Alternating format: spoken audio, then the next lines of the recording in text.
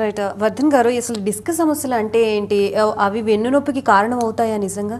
డిస్కులు అనేవి ఏవైతే ఉన్నాయో అది యాక్చువల్గా వెన్నుముకకి ఒక ఫంక్షనల్ యూనిట్ ఆఫ్ స్పైన్ అని తీసుకున్నట్లయితే దాంట్లో పైన ఒక వెన్నుముక, కింద ఒక వెన్నుముక, మధ్యలో ఒక డిస్క్, వీటిని అటాచ్ చేసేటువంటి ఫేసెడ్ జాయింట్ అని ఉంటుంది. ఇదంతా కలిపితే ఒక ఫంక్షనల్ యూనిట్ ఆఫ్ స్పైన్ అంటాం. అలా ఫంక్షనల్ యూనిట్స్ బోలెడన్ని ఉంటాయి. సో ఈ ఫంక్షనల్ యూనిట్లో ముఖ్యమైనటువంటి పాత్ర డిస్క్ది.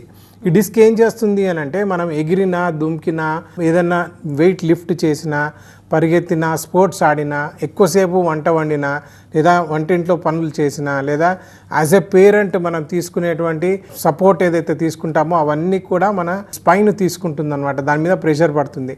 ఆ ప్రెషరు పడకుండా మనకి కుషన్ లాగా పనిచేసేది ఈ డిస్క్ బయట నుంచి ఒక గట్టి మెటీరియల్తో తయారవుతుంది. దీన్ని యాన్యులార్ ఫైబ్రోసిస్ అంటారు.